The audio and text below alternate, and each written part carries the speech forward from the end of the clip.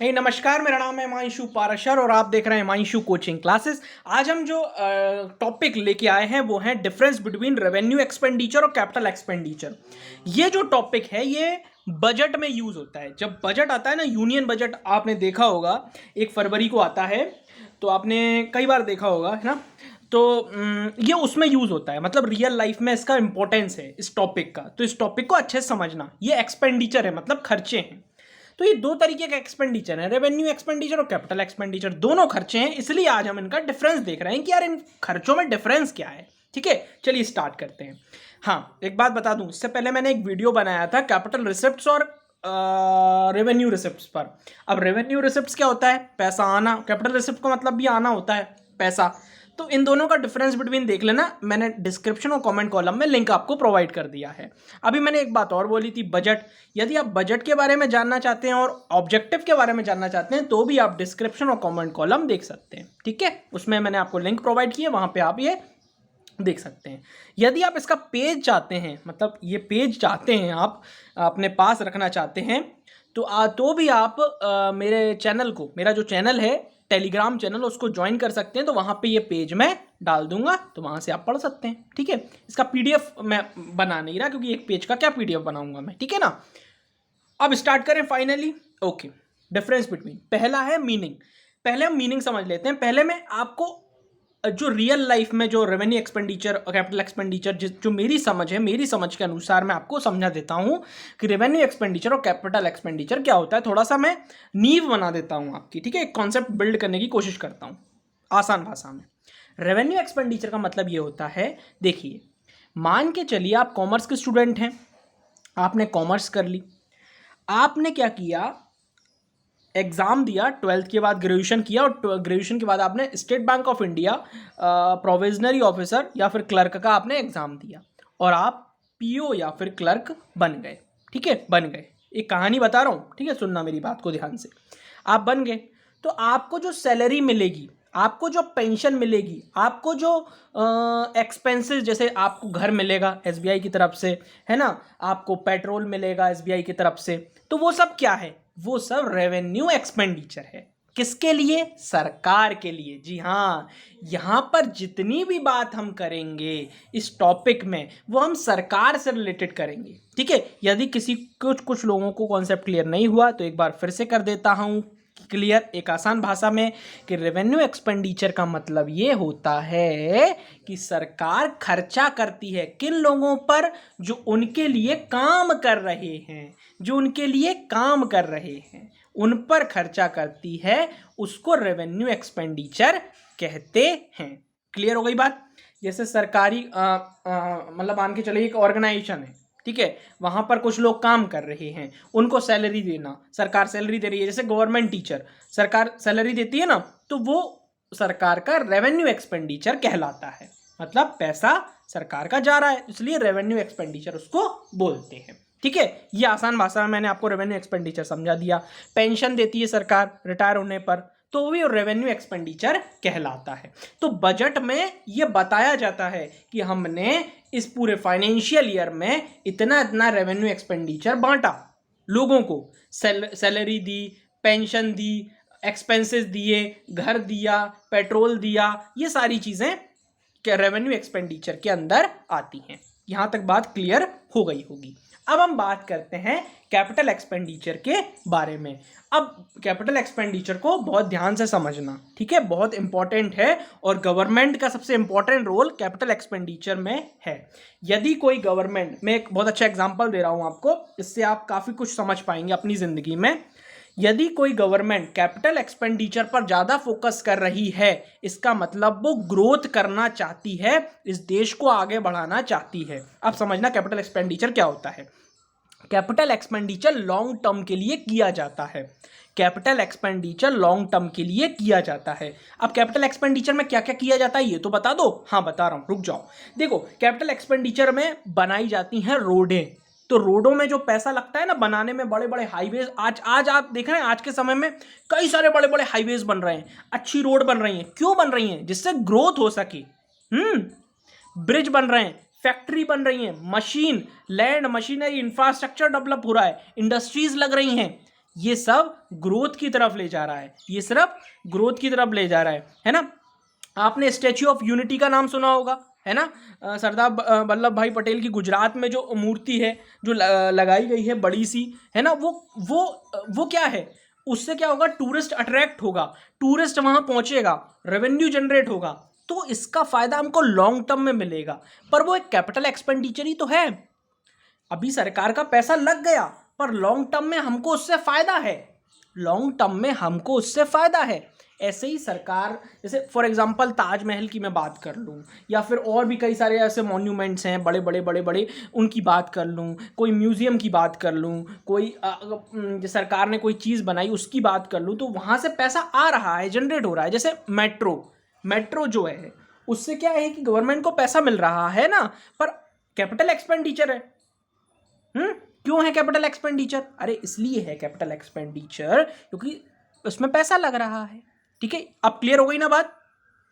अब समझाऊंगा ना, जब पढ़ूंगा सारी चीजें तो और क्लियर होती जाएगी। तो कैपिटल एक्सपेंडिचर का साफ सिंपल सा मतलब मैंने क्या बताया, सरकार खर्चा करती है लॉन्ग टर्म के लिए। रोड बनवा रही है तो खर्चा हो रहा है, फैक्ट्री बनवा रही है, ब्रिज बनवा रहे हैं, तो ये ब्रिज के एक दिन में तैयार हो जाता है बन के? नहीं, बहुत टाइम लगता है इसको, ब्रिज को बनने में, ट्रेन की पटरियों को बनने में टाइम लगता है ना, रोड को बनने में समय लगता है। तो ये लॉन्ग टर्म एक्सपेंडिचर्स होते हैं और ये आगे जाकर हमको बेनिफिट प्रोवाइड करते हैं। ठीक है, क्लियर हो गई बात? तो ये ग्रोथ है, जो ग्रोथ करते हैं ना वो ऐसे ही ग्रोथ करते हैं, जो ग्रोथ करेगा वो कैपिटल एक्सपेंडिचर पे ज़्यादा खर्च करता है ना। चलिए अब मैं बताता हूँ आपको meaning. It neither creates any asset nor reduce any liability. देखो, रेवेन्यू एक्सपेंडिचर, सरकार जो सैलरी देती है, अब सरकार सैलरी क्यों देती है? देखो, यदि आप सरकार के ऑर्गेनाइजेशन में रहकर सरकारी काम करोगे, लोगों के अकाउंट खोलोगे, एसबीआई की बात कर लो, बहुत सारे बैंक्स हैं, बहुत सारे बैंक सरकारी बैंक काम करते हैं, प्राइवेट बैंक भी करते हैं कस्टमर के हक में काम, पर सरकार के जो बैंक होते हैं उनकी बात हम बेसिकली कर रहे हैं। ठीक है ना। और भी कई सारे ऑर्गेनाइजेशन होते हैं जो सरकार के होते हैं, वो सरकार का काम कर रहे होते हैं, इसलिए उनको सैलरी दी जाती है। तो it neither creates any asset, इससे एसेट क्रिएट नहीं हो रही सरकार की, है ना ही रिड्यूस हो रही लाइबिलिटी, ना ही रिड्यूस हो रही लाइबिलिटी, वो वैसी की वैसी है ना। क्योंकि अभी तो हम मान के चलो मैं एक बैंक में हूँ, ठीक है, मैं अकाउंट खोलता हूँ, अकाउंट बंद कर मतलब अकाउंट खोलता हूँ, ठीक है, और लोन देता हूँ, ठीक है। तो ये सब क्या है, मैं सरकार का ही एक तरीके से काम कर रहा हूँ। सरकार ने कोई योजना डाली एमएसएमई को पैसा देने की, तो मैंने एमएसएमई को पैसा प्रोवाइड किया, एमएसएमई काम करेगा, एमएसएमई जो प्रोडक्ट बनाएगा उसका टैक्स गवर्नमेंट को देगा, फिर उसके पास जो पैसा इकट्ठा हो जाएगा वो मेरे को लोन वापस करेगा, फिर मैं उस कुछ परसेंट वापस सरकार को दूंगा। तो ये क्या एक साइकिल है ना, एक साइकिल चल रही है। तो रेवेन्यू एक्सपेंडिचर क्या है, सरकार मुझको, मैं बैंक में एम्प्लॉय हूँ इसलिए मुझे पैसा देगी, ठीक है ना। तो इससे ना तो सरकार की एसेट क्रिएट होती है, ना तो सरकार की जेब से पैसा ना तो सरकार की जेब में पैसा आता है, एसेट मतलब पैसा आना, ना तो सरकार की जेब में पैसा आता है और ना उसकी लायबिलिटी कम होती है। ठीक है, रेवेन्यू एक्सपेंडिचर मतलब एक तरीके से देखा जाए तो कांस्टेंट रहता है रेवेन्यू एक्सपेंडिचर मीनिंग में, है ना। क्योंकि कोई एम्प्लॉय ने, सरकारी एम्प्लॉय ने काम किया, सरकार ने उसको पैसा दे दिया, काम खत्म। ठीक है, चलिए आगे। Capital expenditure, it either creates any asset, या तो ये एसेट क्रिएट करती है कैपिटल एक्सपेंडिचर, और रिड्यूस लाइबिलिटी, या फिर ये रिड्यूस कर देती है लाइबिलिटी किसकी, गवर्नमेंट की। ठीक है, अच्छा एसेट कैसे क्रिएट कर रही है, एक बात बताइए, बिजनेस के पॉइंट ऑफ व्यू से बोल रहा हूं मैं, है ना, इसको गलत मत लेके जाना।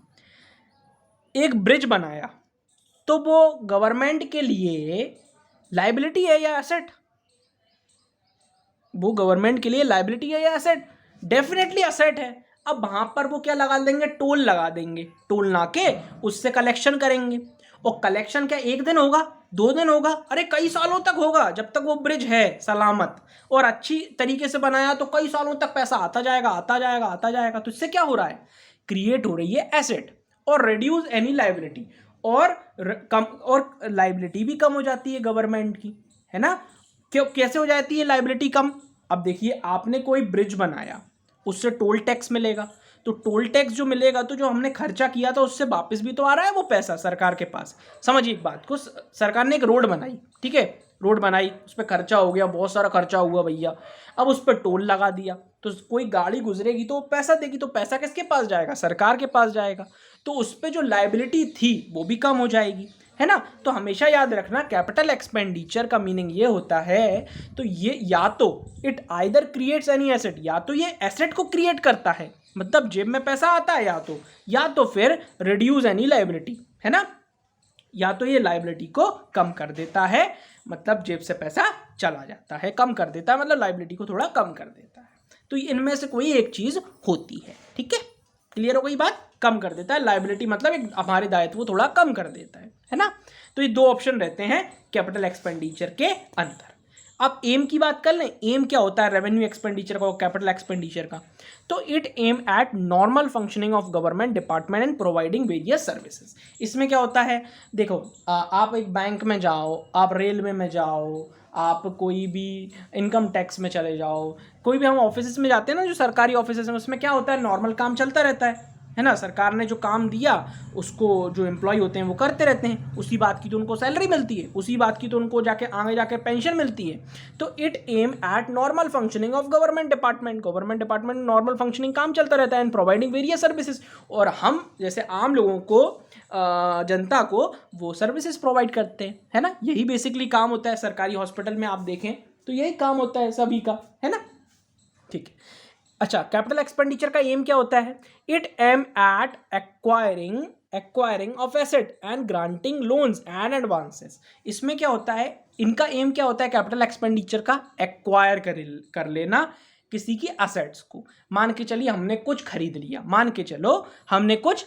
लिया, it aim at acquiring of asset, किसी की असेट खरीद ली, मतलब मान के चलो किसी दूसरे देश हमको क्या हुआ, किसी दूसरे देश ने हमसे लोन लिया, मैं एक एग्जांपल दे रहा हूँ, और वो लोन चुका नहीं पा रहा, तो हमने कहा कि हम एक काम करते हैं, तुम्हारा एक एयरपोर्ट खरीद लेते हैं, तो एक्वायर कर लिया हमने एसेट, है ना। तो कैपिटल एक्सपेंडिचर का मेन फोकस क्या है, मेन एम क्या है, एक्वायर करना एसेट, या फिर लोन दे देना, एडवांसेस दे देना, ग्रांटिंग लोन्स एंड एडवांसेस ये दे देना। बहुत बार हम उसको देते रहते हैं ना, ग्रांट लोन्स और एडवांसेस देते रहते हैं, किसको देते रहते हैं, जैसे हम मालदीव्स को देते रहते हैं, है ना, और भी छोटे छोटे कई सारे ऐसे द्वीप हैं, कई सारे ऐसे देश हैं जिनको हम पैसा देते रहते हैं, है ना। तो it's aim acquiring of asset, खरीद लेना किसी एसेट को, और या फिर लोन दे देना, और या फिर एडवांसेस दे देना, ठीक है ना, ठीक है। कैरेक्टर देखें, अब कैरेक्टर क्या होता है, तो कैरेक्टर की अगर हम जब बात करें तो इट रिप्रेजेंट रिकरिंग एक्सपेंडिचर। ये जो एक्सपेंडिचर है बार बार होता रहता है ना। अच्छा, एक बात बताओ, आज यदि आप सरकारी नौकरियों की तैयारी करते रहते हो, क्यों करते रहते हैं हम सब सरकारी नौकरियों की तैयारी, क्योंकि उसमें एक महीने सैलरी नहीं मिलेगी। मान के चलो आप 25 साल की उम्र में लगे और आपको कुछ नहीं हुआ 60 साल की उम्र तक, मतलब है ना, आप कहीं नहीं गए इस दुनिया से, तो आपको तो सैलरी मिलती रहेगी, है ना।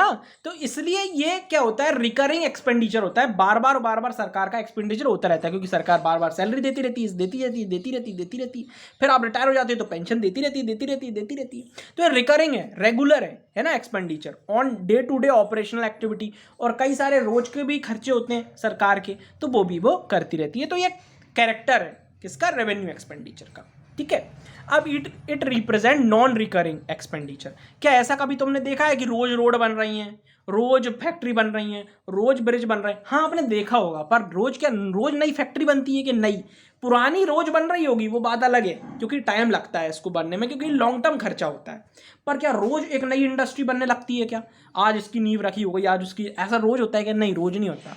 इसलिए नॉन रिकरिंग है ना, इसलिए ये नॉन रिकरिंग है। क्या हम रोज किसी की एसेट खरीद लेते हैं क्या, है ना? क्या हम रोज किसी को लोन देते हैं क्या, लोन एडवांसेस देते हैं क्या? नहीं देते ना। तो इसलिए कैपिटल एक्सपेंडिचर जो होता है वो नॉन। एक लास्ट पॉइंट है हमारा एग्जाम्पल्स, है ना। तो सैलरी देना, इंटरेस्ट देना, पेंशन देना, ये सब काय में आता है, रेवेन्यू एक्सपेंडिचर। कौन देता है? सरकार देती है ना, जो सरकारी ऑर्गेनाइजेशन में काम कर रहे हैं उन लोगों को।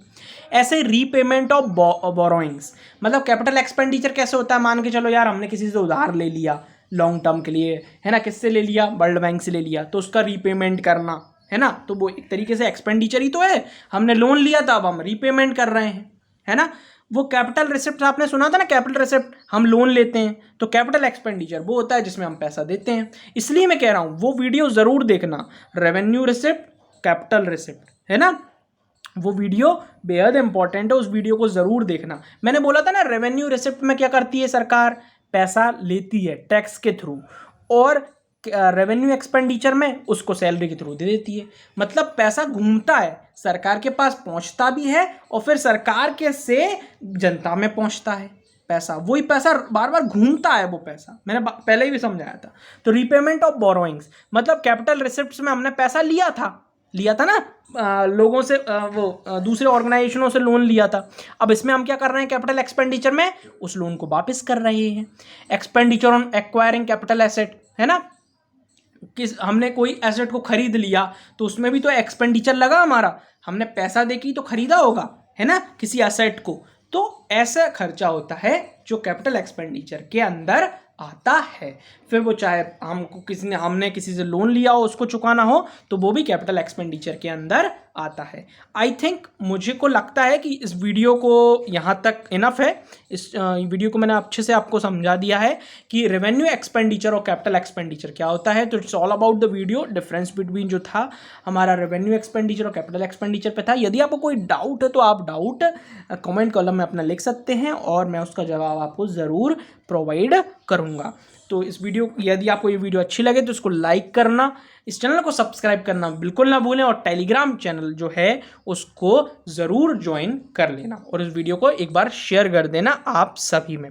यदि आप डायरेक्ट इनडायरेक्ट टैक्स बजट पर वीडियो देखना चाहते हैं और रिसिप्ट्स जो थी हमारा रेवेन्यू रिसिप्ट्स और कैपिटल रिसिप्ट्स, यदि आप वीडियो देखना चाहते हैं तो आप कमेंट कॉलम और डिस्क्रिप्शन से देख सकते हैं। और यदि जो जहाँ तक ये वीडियो देख रहा है उसको मैं एक बात और बोलना चाहूँगा, यदि कोई स्टूडेंट चाहे जो मुझे एज अ फीस या एज अ डोनेशन पे करना चाहता है कुछ रुपए, जिससे हम और डेवलप हो सकें, है ना, और हम अच्छे अच्छे इक्विपमेंट्स ला सकें, मैं अच्छे इक्विपमेंट्स ला सकूं, अपनी वीडियो की क्वालिटी इंप्रूव कर सकूं, और भी अच्छा मैं कंटेंट बनाने में किसी और चीज़ की लैपटॉप की मदद ले सकूं, तो उसके लिए आप मेरे को फ़ी भी पे कर सकते हैं। उसका मैं आपको जो पेमेंट जहाँ आपको करना है वो उसकी मैं आपको नंबर प्रोवाइड कर दूंगा, जैसे कि पेटीएम हो गया, फ़ोनपे हो गया, गूगल पे हो गया, तो मैं डिस्क्रिप्शन में आपको और कमेंट कॉलम में वो चीज़ प्रोवाइड कर दूंगा। तो आप चाहें तो, आपकी चॉइस के ऊपर डिपेंड करता है, आप चाहें तो कुछ पैसा पे कर सकते हैं। थैंक यू सो मच इस वीडियो को देखने के लिए, और यदि नहीं भी करना चाहें तो कोई दिक्कत नहीं है, एटलीस्ट आप लाइक और सब्सक्राइब करके थोड़ा मेरे को मोटिवेशन तो दे ही सकते हैं। Thank you so much.